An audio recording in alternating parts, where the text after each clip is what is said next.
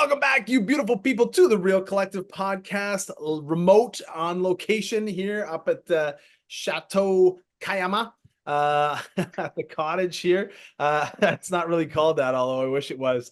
As always, hit that like button, subscribe to the channel, share this with someone who you think might like this conversation. Today, we're going to talk a little bit about first refusals and what that means. Some people call them conditional sales. They are not conditional sales. They are first refusals. As always, you can also download the buyer or seller guides below. If you are listening on Apple Podcasts or Spotify, thank you for your ears. If you're watching us on YouTube, thank you for your eyeballs. And you can book an appointment with Kyle or I in the Calendly links below. Kyle, how are you on this beautiful Friday? Running out of 10 today. Running out of 10. You got off camera. I vented, and we are good to go. All right. Blues Fest is alive and kicking. It's going good.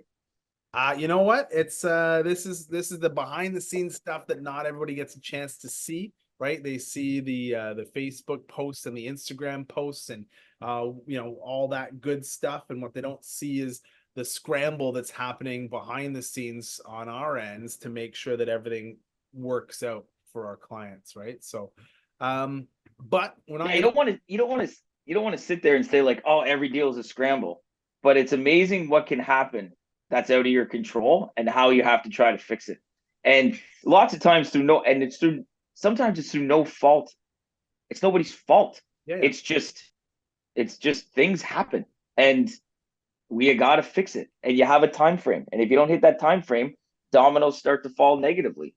I mean, I don't say I live and die by this, but I kind of do. After being in the industry for so long and having so few to almost no deal not happen as it was supposed to. Yeah. Very few have ever not closed on time, but they've always all closed.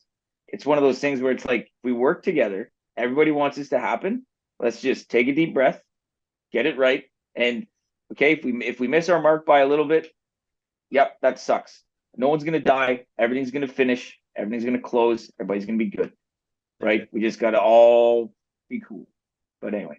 And the experience that you gain as you move through that process gives you the foresight so that you can set it up properly. We talked about setting up last time, right? And knowing how to set things up comes from that experience, right? So, I mean, the more you go through it, the more you realize, hey, here's how to go through it properly. And you've got your plan A, plan B, and C and D, and all the way to Z if you need it, because you've got that experience, right?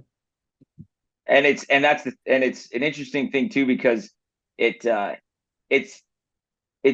some of these things can be a humbling experience, even for an experienced broker in my case, right? Like, I'm not new, and I've seen a lot, I've done a lot. And sometimes you still sit there and say, if you skip that one part of your process because of, for whatever reason, it doesn't matter. But if you miss that one thing you should do, because you're like, I'll fix it. That's how it spirals. And you're just like, that's a learned moment. Don't do that. Right. And yep, you trust somebody a little too much, and you said, no, I should have asked that question.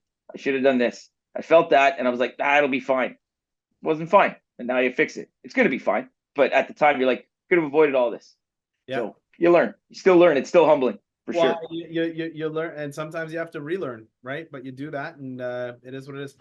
So, what we wanted to talk about a little bit today was first refusals. We're talking about buying a property subject to the sale of your property. And it is a little bit confusing. There's some minutia in there. How it's written in the transaction can impact what it is that the seller has to do. So of course, there's two sides to the coin here, right? It is a coin, but there are two sides. One side is what the buyer wants to do, and the other side is what the seller wants to do, right? The seller wants, hey, at least if I've had no action, I'll take this offer. Yes, I'll sell you my house subject to the sale of your house. So let's say I'm listed for 600,000. You give me an offer for 590, but it's tied to the sale of the buyer's house. So they call it SBP, the sale of buyer's property. When you're writing an offer, there's a few things that you add into that clause. The address that you're selling. So let's say I submit an offer. I'm the buyer's agent. I submit an offer for the property. and I'm the buyer's agent. I'm representing the buyer, and you're the listing agent, and you're representing the seller. And I submit an offer, and it has the address, and it has what they also call an escape clause. And what that escape clause allows you to do as the seller's agent is to continue to market the property for sale. Now, it doesn't show as a conditional sale, it shows as a right of first refusal. So yes, so you go through and say, here's my offer. It's subject to the sale of my house. And I also want to do a home inspection and confirm that my mortgage is going to get approved. So you go through, you fulfill those two first conditions, the initial conditions, the standard ones, and then you sit and wait for your home to sell, right? That's what it is. Now, the seller's taking a big risk there because someone might not want to buy their house knowing that, hey, I can come along and buy your house in second position, but I might get bumped, right? Someone might come along and say, you know what? It was based on the sale of my house. I don't need to sell my house anymore. So I'm gonna go ahead and I'm gonna waive that condition of the sale of my house, right? And if that happens, then that second buyer coming along doesn't get the house, and they've spent money on a home inspection, especially if it's a country property. They've spent money on a well inspection, on a septic inspection. Right? That can add up really quickly. It can be $1,000 or $1,500, you know, and so that second position buyer oftentimes is not going to want to come in with an offer on a house that already has a right of first refusal on it, although it can continue to be marketed. So when you're submitting an offer for a property and you want that as the buyer, you don't get as much negotiating power. So if it's listed at 600, you're buying it for, you know, 595, versus if you don't have it and you're submitting an offer and you say, hey, look, I'm just buying your house at 600, maybe you're buying it for 590 or 585 or something like that, depending on the motivation of the seller, right? I think that's a basic breakdown of it. Is there something I'm forgetting, do you think? No, what I think is interesting though, and is that it's, again, this is the minutia, and this is not the behind the scenes, but it's, I think it's more of a mentality. Is that to get there's a couple ways the financing happens on this, right? When if you're gonna go buy, right, before you sell, there's two options that you can approach your bank with. One is, I'm buying this house, right? So I'm submitting a deal to my lender and saying, hey, client's going to buy this place. Their down payment is coming from the sale of their home. It has not sold yet. So, but we will show you before closing that it will sell, right? That it is sold. Right. Because then, and that spins off into bridge financing, whatever, but forget about that for a second. So the other way to do it is if you have enough income and you already have your own down payment, for some people do, you can go to the bank and say, hey, I'm buying this new house. Here's the proof of my down payment from my savings or whatever it is. And I still own my other house. And you can, and on paper, you can afford to carry both of them, right? There, when that can happen, you don't need a first refusal, because you can go and still close that deal with or without the sale of your home. Right. Where it becomes interesting with the first refusal from a financing side is you have that condition, like you'll put in the condition basically 3 this time, right? Inspection, financing, right? And then selling my home. Right. The financing is tied to the selling of your home. Right. So you're waiving your finance condition without it being fulfilled. Yes. For sure. That's right. So, which is interesting. So for me, I'm like, it's not useless, but it's kind of useless. You might as well just go inspection and selling my home. Right. Because they're tied together most of the time. Here's the thing. Most financing conditions, when we're waiving them, they're not fulfilled as far as the bank. 100%. Right? Because 100%. Hey, here's your approval. It's conditional. You've got to pay off your credit card from the proceeds of the sale of your home, and you have to sell your house. Well, we know you're going to sell your house. We know that you're going to have enough money left over to pay it off because we ran the numbers, we ran the math. The very conservative number is that your house is worth, $500,000. And if your house sells for $500,000, all of this works. And we looked at how long it takes houses like yours to sell, and it takes 2 weeks. We're about to put it on the market. You don't close for another 3 months. It's a risk that you, as the seller of your house and the buyer of the next one, are willing to take, right? The other Mhm. piece that I forgot to mention about a first refusal is you also get to choose how long that right of first refusal takes and when it kicks in. So for example, hey, it's subject to the sale of my house. If someone else comes along and gives an offer, I have 24, 48, 36, 72 hours, however long, I have that amount of time to decide whether I'm going to exercise my right of first refusal or not. That's a negotiating piece, right? The other piece, and what I've started doing now, is when that timer starts, when that 24, 36, 48, 72-hour timer starts, is the other question.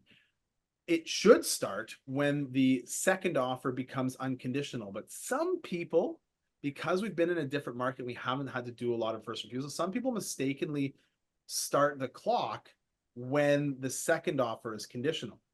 And in that case, there's a risk that the seller chasing two loses both. Right? So they say, hey, Interesting. yeah. So, hey, you know what? We have an offer. And so if you don't want to buy this house anymore, or if you want to buy this house, you've got 72 hours or whatever the amount of time is to say, yeah, okay, I'm going to do it. And if you say, no, I'm not going to do it, then your deal's done. And then if the other people go through and they don't fulfill their conditional period, then that deal's done too. So you can't start the clock until the second offer is unconditional. And normally the second offer when they come in is going to be a better deal. It's going to be more expensive. They're going to offer you more money or close to the list price or whatever it might be to hopefully bump the people who are in first position. That's the sort of mechanics of it, right? So just like an overview of it. And then, like you say, when you get into the minutia, it's all of the back and forth about it, right? Okay, well, how do you play it? How do you play it on the buyer side? How do you play it on the seller side? Because again, it might be the same thing, but how you play it is going to be dependent on who the client is, right? What side of the coin you're on.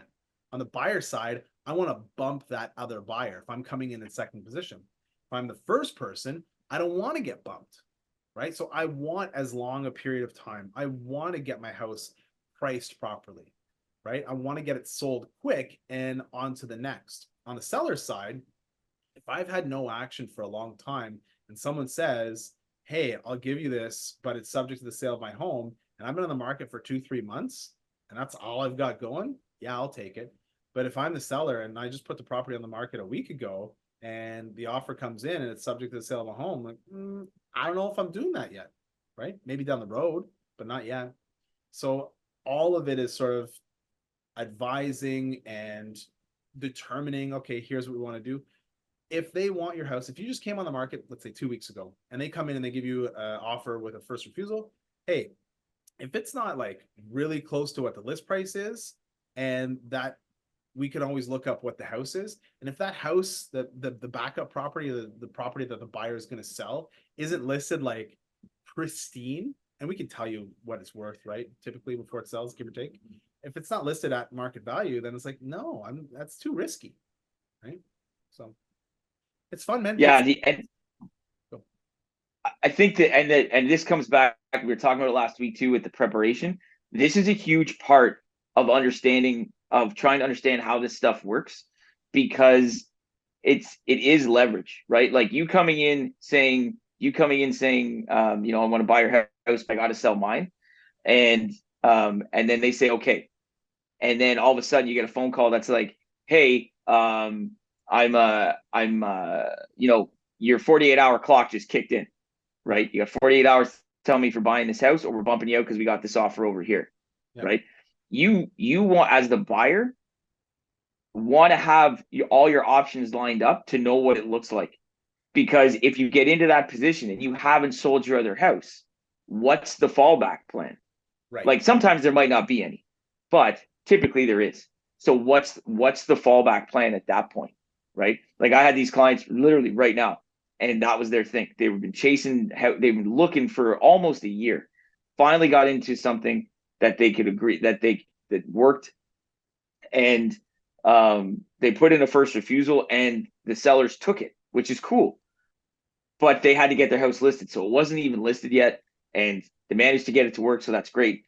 and they put it on. But I mean, our conversations back and forth, I must have like five, at least five different. I have a standard spreadsheet I use to show people different options, but I have like at least five different ones. If you sell it this, then this. If you don't sell, here's this, and this. And if you only sell for this and have to fire sale it, here's what it like all these different things. So Yeah. they could sit there and honestly say, okay, how do we get this done if we're pushed backs against the wall? Because we want this house. We're also very, very confident our house will sell. Will the timing work? I don't know. But this is what it is. So they had all that info to be able to say, look, the carrying costs to do plan B, C, D, and E are mental. And they ended up getting an offer, took a bigger haircut than they thought they wanted to.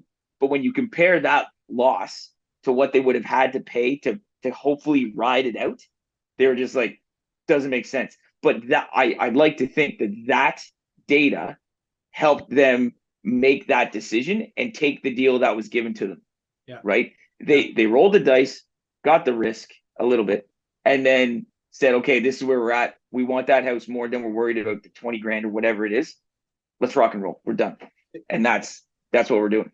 They always say, like, one of the and we'll take a break after this.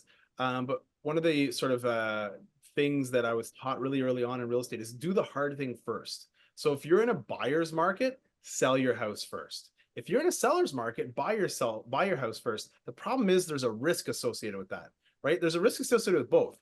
If you sell first and you can't find somewhere to live, you got to find a rental in the meantime, and then you got to move twice. Or the other way is, maybe to make it work, you've got to give your house away for less than you wanted to, or maybe you've got two mortgages if you can afford it, right? So do you want two moves or do you want two mortgages? And of course, the best way to do it is to line it up, right? Buy time. Go buy first. If you're in a seller's market, go buy first. Ask for as long as you can possibly get, with the right to move it back up forward if you need to, and make sure that you price your house properly. That's the strategy we've been using, for the last probably 4 or 5 years, as we've been more in a seller's market. But if we're in a buyer's market, it's a bit of a different strategy. I think even in a balanced market, that's the right move. But anyways, we're gonna get into story time in the second half. I feel like you're chomping at the bit to just get one piece out. No. Maybe we'll see how I feel in 10 minutes. Well, we'll catch you guys on the flip side. As always, hit the like, subscribe, and share buttons, and we'll catch you on the flip.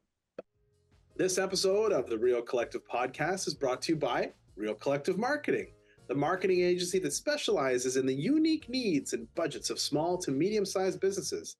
We provide turnkey marketing solutions that get results. We become an extension of your team and act as your virtual marketing department, designing and implementing cost-effective strategies that will help grow your business. You can find out more today at www.realcollectivemarketing.ca.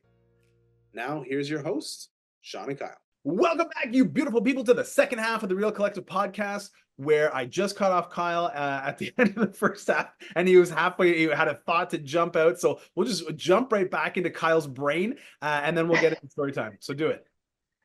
So it's coming off the first refusal thing. What was interesting, and then also to note, like, why we've talked about this before, but like why selling real estate, I'm of the mind of I'm hiring a real estate agent all the time, right? Like that's just the way I'm going to do it. After one try of doing it on my own, and I was like, I'm out. That's that. I actually one time had a client come to me, and they're like, hey, we just took this private deal. We just had someone offer on our house, and we want to get pre-qualified to go buy another one. And I'm like, cool. And that private offer was done, but I don't believe they went through I don't think they went through lawyers. The guy, the buyer, just kind of offered it up. Yeah. And I'm like, well, send me that deal and let me just have a quick look at it for numbers, dates, whatever. And as I was reading through it, I was like, oh, cool. This has got like a first refusal. They're like, what do you mean? I'm like, well, he's not buying this house till he sells his. And they're like, oh, really? I'm like, didn't read that part? Okay. And then on top of that, I was like, where's the time frame? They're like, what do you mean? I'm like, well, look, I'm no lawyer. And the next words out of my mouth are going to be, go show this to a lawyer. But the way I read this and my knowledge is that this guy's officially got your house locked up forever. Like if it takes him 9 months to sell his house, you can't even put this back on the market. And they're like, what do you mean? I'm like, well, that he just, the way this is written is I'm buying your house, subject to me selling my house whenever that happens. Yeah. And they're like, well, that's not good. I'm like, I know. That's not good. So you guys want to take that to a lawyer and have that checked. Now, from contract law and blah, blah, blah, it was never a valid contract Right. because there was no time limit. There was no like deposit that, right? It was basically napkin style, Right. like stuff. But I'm like, there, just another example of why. Okay, sure. You don't want to use a real estate agent? Fine. But pay a lawyer then. Whatever. I'm just saying it's that kind of stuff where people can get themselves in trouble. Because I'm like, that first refusal could still be going on today. Yeah, Right? that's Like what?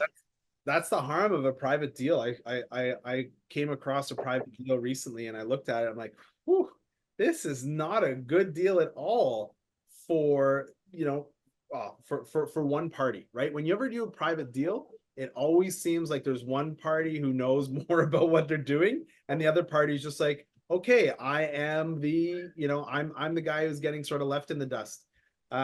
We had a deal actually earlier this week where we received an offer on a property, and it was subject to the sale of the buyer's home, and we've been on the market for like 2 weeks. The seller said, yeah, you know what, I'll do it as long as they're paying me more than they have offered, and they wrap their sale up in a month or so. It's been on the market for a week. Agent said, yeah, we've had a bunch of showings. I'm like, okay, well, then it shouldn't take you as long as you want. But they wanted to tie it up for 2 months after only being on the market for 2 weeks. And my client was like, no, I don't think I'm keen on that. They can buy the house when theirs is sold, and I'll give them the price that they offered, but I'm certainly not going to give them, the price that they offered and give them the right to sell their house. Then they're just getting everything, right? It's tough. Oh man, I have another one that the timing, you talked about timing earlier. I'm going to go back to back on these stories because it's good. So we had a property listed for sale. We received an offer for it. It was subject to the sale of their home. And, it was like we'd been on the market for like 2-3 months. It was in the dead of winter. That home sale was, I don't know, like a 3 or 4 week thing. So like, yeah, okay, let's give it a shot. The price was good, right? Like we were keen on the price, all that sort of stuff. And by the time it came, they did the home inspection, they did all their stuff. And by the time it came time to waive the condition of the sale of the house, they had a conditional sale on them. So they kicked the can down an extra week. And they said, okay, you know what? Give us an extra week. Well, yeah, sure, whatever, no problem. You take an extra week, extend, fulfill the conditions on the conditional sale that you've got on your home, and then we're good. We're moving forward. That conditional sale in their home fell through. And so we're like, yeah, you know what? We're going to go back to regular market. We're not leaving it as a whatever. Sent out a blast to everybody. I think we might have reduced the price by maybe like 10 or 15 grand or whatever it was, just to reinvigorate the listing. And then we got another offer. And the offer that we got was whatever it was. And then these guys came back to the table with still having their wasn't a first refusal. It was subject to the waiving of the conditions on the property. So you can have a first refusal that says subject to the sale of the house, and you can have a first refusal that says subject to the waiving the conditions on the sale of my house, which means you're further along, right?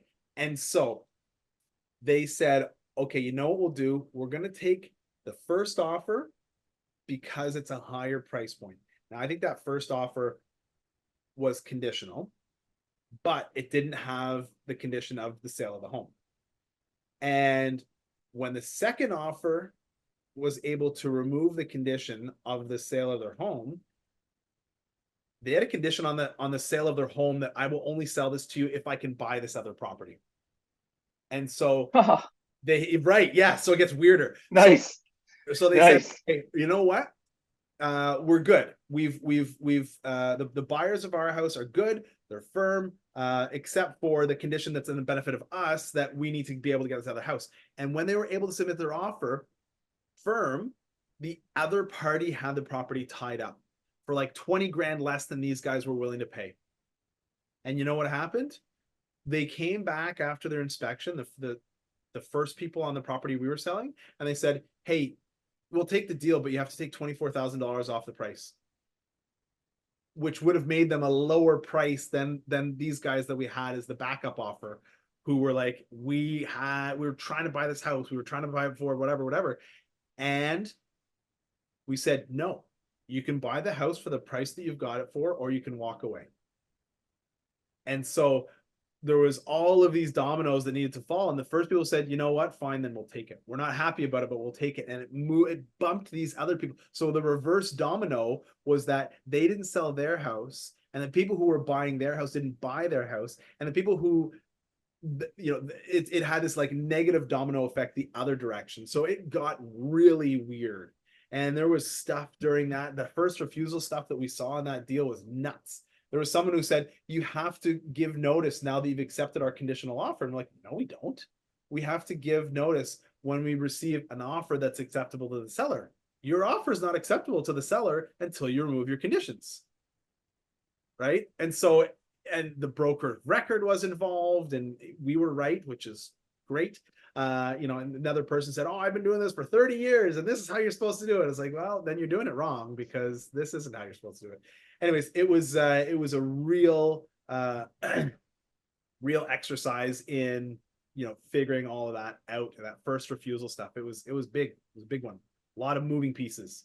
And like, they change within hours, right? Because the time limits are such that this, okay, this happens, then this happens. Okay, well, if this happens, then it's like choose your own adventure. Now you got this choice or this choice. And then based on, okay, well, if we're going this way, now we're on this new path, that has 2 branches. And, you know, what you say at one moment in 2 hours might be a different thing that you're saying.